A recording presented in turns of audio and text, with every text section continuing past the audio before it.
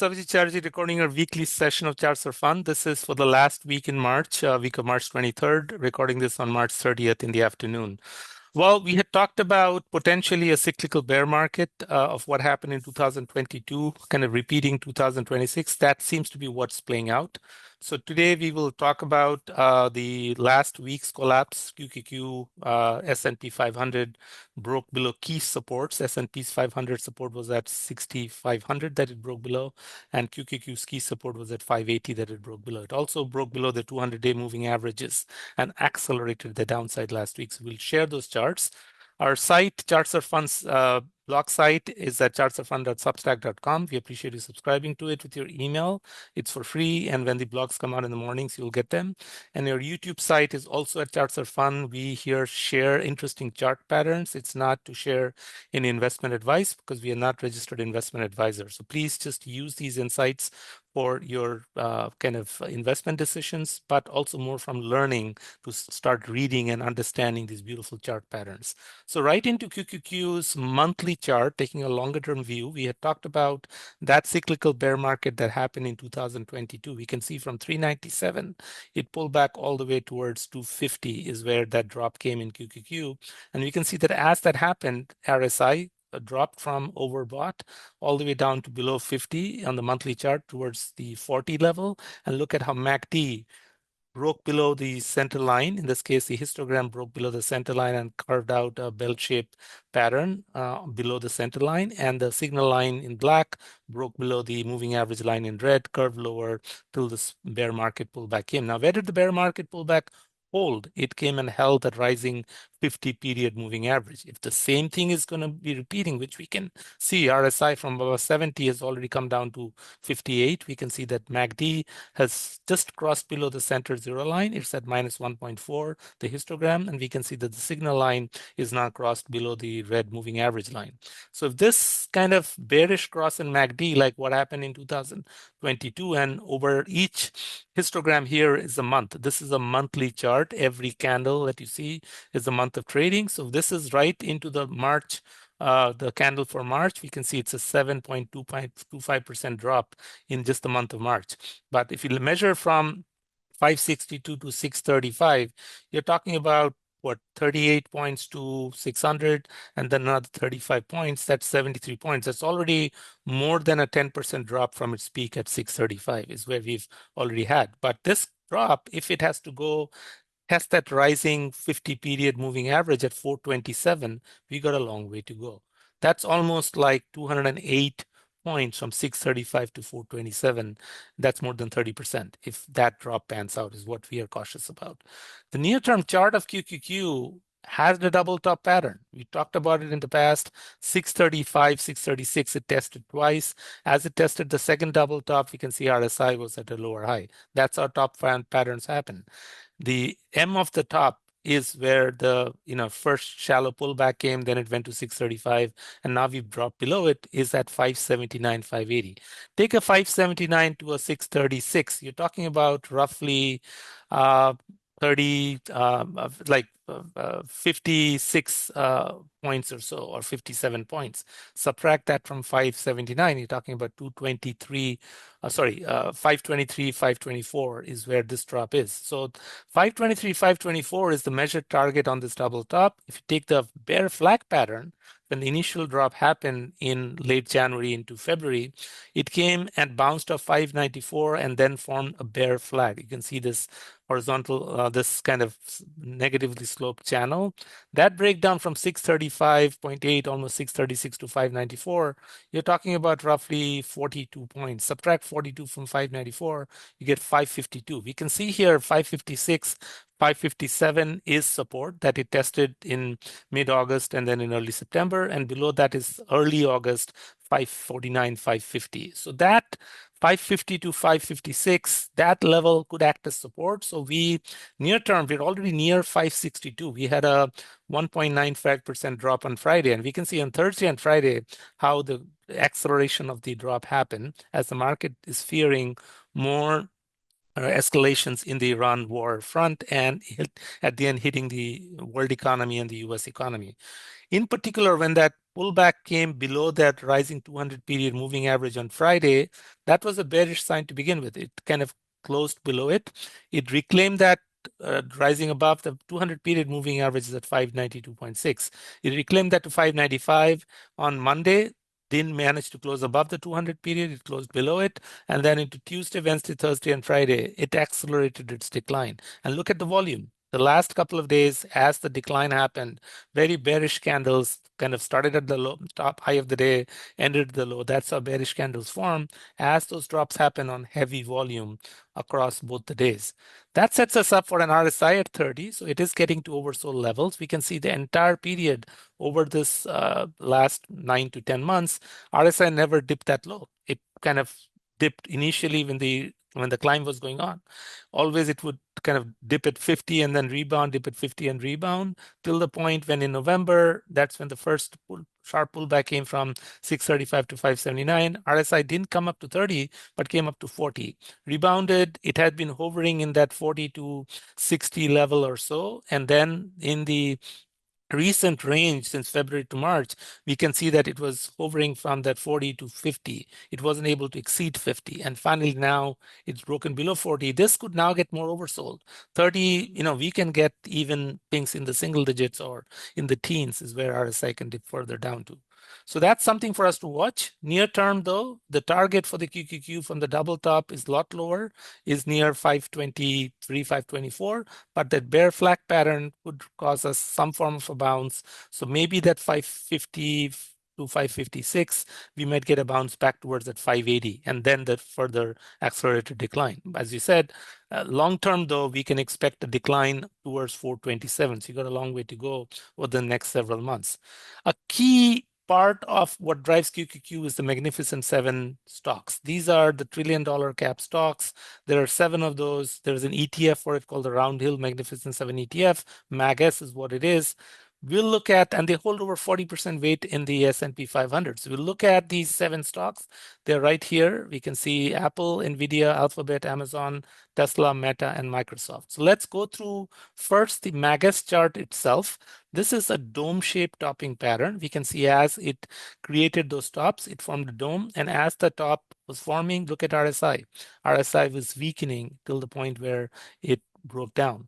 So the dome is from anywhere here in the 60 level to 68, down here at the 60. You see it tested that 60 support 3 times and then it broke below. So if you have a 60 to a 68 as the height of the dome, that's $8. Subtract that from 60, you get 52. That's the measured target on this dome-shaped topping pattern. Where did we end on Friday? We ended at 55.45. So we got still some more to go from 52 to 55.45. That's like 3.5 or so. So that's 6 to 7% for additional drop that could come on MAGS for us to get to that target. That's the near-term target on this. So that's for us to watch. Now, if you look to the 7 core holdings of Magnificent 7, start with Apple. Apple so far is the strongest in terms of how well it has held above its 200 period moving average in red. The 200 period moving average is climbing. On Friday, it did have a 1.6% decline versus QQQ had a 1.95% decline. Apple did drop 1.6, but notice it did not break below its 200 period. That's showing some strength. MACD seems to be wanting to cross higher. If the bulls succeed in holding Apple, that's very bullish, but these two tops that we show at 288 and 280 is in some ways an inverted cup and handle pattern. As in, if we get a breakdown below 243, a 243 to a 288, that's the depth of the inverted cup, that's 45 points. Subtract 45 from 243 takes us to 198. We can see that that's right here at 200 was early August low. That's potentially where we could see Apple break down to. So bears would want to see this breakdown below 243 and accelerate. We'll see how next week pans out. But right now, Apple is holding strong, holding its turf at 200 period moving average. If the bulls are able to hold it, that's bullish for Apple. But if this breaks and 243 finally gives way, expect this to decline to go a lot more. Part of what the bulls are talking about Apple is they don't have an AI spending as the other mega cap stocks have. The other mega cap stocks, other than NVIDIA, of course, they are beneficiary of the spending. But if you look at Microsoft, if you look at Tesla, if you look at Amazon, Google, they all have been heavily investing and spending on AI, and markets concerned about that heavy spending. Apple has not. Apple has been beneficiary of the AI models that they are trying to integrate into Siri and not trying to create their own models, investing heavily on GPUs and on AI hardware. So that's kind of what the market is rewarding Apple temporarily, is what people think. But if any other kind of slowdown from China or slowdown from the world iPhone sales and so on hits the news wires, and maybe if their earnings isn't as good, we can expect this breakdown towards that 198 is the target. NVIDIA had a range-based pattern from 169, 170 to 196, 197. We see that range panned out for over the last 4 months, from early December all the way till late March. We can see that was the range, and then it broke below. When you have a rectangle range pattern and the break below, it's the height of that range from 171 to 197, talking about $26. Subtract 26 from 171, that's 145. So 145.8 or so is where NVIDIA's measured target is. It just broke below that range on Friday. We can see that it broke below 170. It closed at 167. It dropped more than QQQ. It dropped 2.17. Look at the volume. Not as high as we saw in late February, but 2 back-to-back days of increasing volume. And if this accelerates its breakdown, that could mean it could help bring QQQ and MAGS down because of its mega weight. It's over $3 trillion, closer to $4 trillion market cap, and this breaking down would be bearish for the market. And of course, they're the bellwether of AI. Alphabet, which is a heavy beneficiary of search and how they monetize search and all the advertising dollars that they get from it, but it also is a huge AI player. They have their Gemini model, they have their Banana, they have all their actively new built models that they've been launching in the AI space.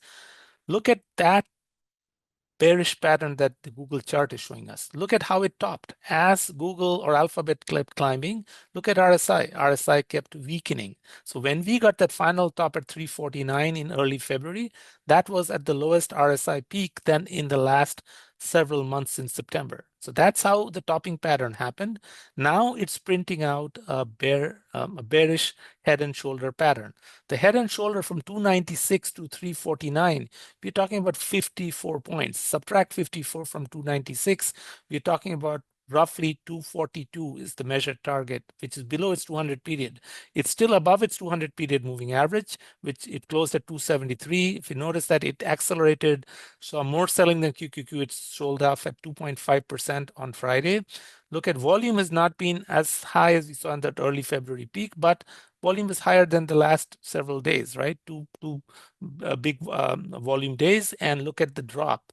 If it breaks below its 200 period, which initially could turn out as support, so we can see that 256, 257 has been resistance in the past, which could act as support. But if it breaks below its 200 period, we expect Google or Alphabet to go further down towards, as we said, the head and shoulder target towards 242 is where we measured this too. So the left shoulder from that 294 or so to 328, back towards 297, 349.9 or 350, back to 296.97, 319. So the right shoulder is slightly lower than the left shoulder 328, right shoulder 319. But that break now, with acceleration breaking below the 200 period, we're talking about Alphabet going down towards the 242 target. Amazon has two interesting patterns. One is its, call it, broadening top pattern, 238 to 248, the $10 higher top, but at a horizontal level of 220. 220 to 248 is $28. Subtract 28 from 220, that's 192. So potentially 196 is what it did in mid-February. It had a very big drop of 3.95%, 4% almost, was more than double the drop that QQQ saw. So Amazon, some of the other stocks that have held quite well for the latter part of the year are now all breaking down. And look at when Amazon broke in February, it broke with a lot of heavy volume. And since then, tried to reclaim that 220 level, failed. So that breakdown of 220 ski support on this broadening top, it tried to reclaim and it failed. Bears would look at, so this is a broadening top pattern, but bears would look at a kind of a more bearish pattern at that left shoulder, head to 258 down to towards the neckline, and then a right shoulder which is above the left shoulder. The left shoulder peak is 238, the right shoulder peak is 248. Depending on where you take the neckline, you can take the neckline at 211 or you can take the neckline at 215. 215 to 258, we're talking about $43 to that height of that head. 243 subtracted from 215 takes us towards 171.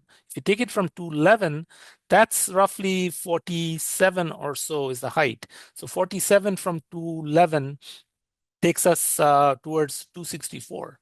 So that's even much lower than the 271 or so target that we get from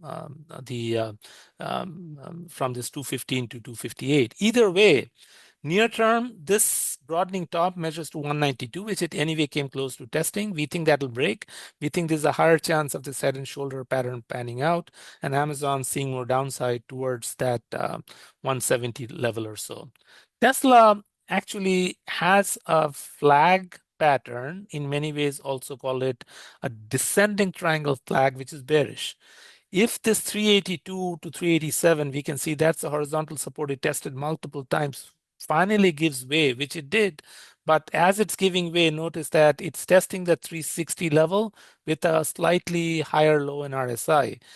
Tesla is always a wildcard stock, depending on Elon Musk's innovation, about his announcements, about bullish things that he keeps talking about for his company's future, whether it's the AI, the Optimus robots, it's autonomous driving, those experiences that are much higher margin that he's driving towards to help transform the business. If any of those pay out, and then above all, he's got a big IPO plan for SpaceX, which has got a huge relationship from an entire AI ecosystem with Tesla. If all of that pans out, then maybe it may not break down. But if it does break down from 498 to 387, that's 111 points. Subtract 111 from 387, you're talking about going towards 270, 276 or so is the measured target on this breakdown. That would be much lower. 273 we noticed in June. Tesla, if it picks up momentum, you never know, could go down there faster. Like last time from 367 to 73, we saw how it fell in a waterfall fashion. This time it's been kind of range bound, but then lower highs. A descending triangle is what that pattern is. And if that 50 period has the bearish cross below the 200 and the acceleration of the sell-off happens, then we wouldn't be surprised for it to break down all the way to 270. We talked about 276 as the measured target. So be cautious for those holding Tesla. Long term, again, this is a stock that has tremendous momentum with Elon Musk innovations and so on. Maybe it'll reclaim and like break out above 500 at some point, but near term, we would be cautious adding on any Tesla and see where this pattern pans out. If it is able to hold above, you can see 357, 355, very key resistance, which is support. So holding above 350 and reclaiming the support here at the 387, which would now will become its resistance and continue climbing, then that's good. Otherwise, we would be cautious on Tesla, expecting a downside towards 276.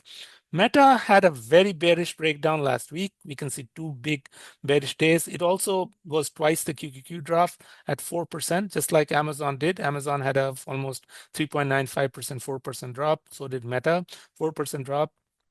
Strong volume, two very bearish candles. This breakdown below a key level at 600 from 743, that's 143 points from a broadening top pattern. Subtract 143 from 600, you're talking about 457 or so is the measured target. So it's at 525, got at least 70 points or so more for it to drop to make that, to go meet that target near 457. RSI is deeply oversold at 22. So Meta is not looking very good. And finally, Microsoft, if any among the Max 7, seems setting up as a buying opportunity. Why? It was the earlier, like the software stocks, played out its bear market correction before the rest of the semiconductors and AI stocks did. It had a double top, beautiful double top, 552 tested twice with a lower high in RSI. That double top breakdown from 552 to 463, you're talking about roughly 90 points or so. Subtract 90 from 463, that's 373. It kind of broke below that. We can see that 373 was its 200 period moving average. It broke below that and closed at 356. However, we see a key support here from that 2025 April low at 342. We think having already come this far down, RSI 25, having started its correction from its like October high, it's met its double top target already, and also it is getting close towards, we think 342 support is likely going to hold. And part of it is, we've talked before, a key ETF that holds Microsoft as its top holding is the software iShares ETF IGV, and IGV is at major support at 76. So that holds, Microsoft could rebound. It could be the first Max 7 to rebound from its 342 target. Just from a valuation perspective, from how attractive it has come back already from having had its correction. If you measure from 342 to 552, you're talking about 210 points of correction. So 552 to 340 to 210. 210 roughly from a 552, that's over 40% correction, right? So almost 40% correction. So Microsoft, having seen almost a 40% correction, is already overdue for a bounce. So with that, we sum it up saying QQQ's long-term chart, monthly chart looks bearish. A 2022 repeat is possible. We think pullback for QQQ to test its rising 50 period at 427 is likely. MACD is already showing a bearish cross. RSI is started declining at 58, could go way below like we saw in 2022. Short-term chart shows a double top, measured target from 635 to 579. That's near 523. The bearish flag pattern measured target is 552. So we see that 550 to 556 is kind of previous support will turn out to be support again, is where we think it may get a snapback from 550s to 580 and then a further decline, because if this has to head towards 427, there's expected that to fail at 580 and then further collapse. Magnificent 7 are the top 7 in terms of market cap: Apple, NVDA, Alphabet, Amazon, Tesla, Meta, and Microsoft. Its chart on its daily chart shows a dome-shaped tapping pattern. 68 to $68 is the height of the dome. Subtract from $68 takes us to 52. It's at 55. So 6%, 6 to 7% further pullback towards 52 is likely on Max 7, which is the Roundhill ETF for the Magnificent 7. In particular, Apple is holding strong above its 200 period at 247. However, if this is an inverted cup and handle breakdown, 288 to 243 is $45 subtracted from 243. 198 is where Apple could break down to. We got to watch this. But so far, holding strong. It was down 1.62% on Friday, better than the 1.95% that we saw in the QQQ. 1.95. Magnificent 7 saw 2.77. So overall, Magnificent 7 saw a higher drop than QQQ. Apple was the best performer in terms of its drop at only minus 1.6 and holding above its 200. NVIDIA dropped over 2.17%. We can see that it just dropped from its rectangle range pattern that measures to 145. It's at 167. Still got $22 or so of downside on this measured rectangle breakdown pattern. Alphabet, a bearish head and shoulder breakdown that measures towards 242. It's at 273, so $30 or so more for Alphabet to come down, meet its head and shoulder target. Amazon has two patterns. Its broadening top pattern from 220 to 248 measures to 192. It almost came close to meeting that in mid-February at 196. We expect it to break down further from what we see here, potentially a head and shoulder pattern. So from If you measure from 215 to 258, that's roughly 43. Subtract 43 from 215 towards 272 is where we think, sorry, 172 is where we think Amazon could drop down to. And Tesla is got a bearish descending triangle pattern. If it finally accelerates its selling momentum, volume wasn't so bad. It sold 2.76% on Friday, but if its acceleration of selling momentum picks up, you would expect this to, from this descending triangle pattern, go down towards 273, is 287 to actually 276. 287 to 498 is $111. Subtract 111 from 387, you get 276 is where Tesla could break down to. However, if holds below at its key, which was previous resistance in 357, 355, if it holds above 350 and then reclaims and is able to regain its climb, then that could be good for the bulls. But just be cautious on Tesla. Meta, bearish breakdown, like you can see, very two bearish candles. Breakdown from 600 to 743, $143. Subtracted from 600, we're talking about 457, which is where Meta's breakdown is. It already came down towards 525, 4% drop on Friday, similar to Alphabet, a very bearish drop of 4%. And that kind of is something that we would be careful and stay away from. So Meta, Amazon, stay away from, or downside. Tesla, be very cautious. Don't do any addition till we know for sure if this 360, 55, 60 level will hold. Otherwise, this can very quickly come down towards its bearish target at 276. And finally, Microsoft dropped on Friday a lot. 6.57% was Microsoft's drop, but its accelerated drop, we believe, is coming to a point where its technical target from this double top was at 372, which it already met. It is now at 356, but we expect the 342 to potentially hold a support on Microsoft. So this would perhaps be a good buying opportunity if Microsoft gets towards its 342 in the near term. Good luck investing. We'll talk to you next week. Thank you. We are not registered investment advisors and encourage our users to consult with their financial advisors before making investment and trading decisions. Nothing contained in our content constitutes a solicitation, recommendation, endorsement, or offer by us at Chartsarefun or any third-party service provider to buy or sell any securities or other financial instruments in this or in any other jurisdiction in which such solicitation or offer would be unlawful under the securities laws of such jurisdiction.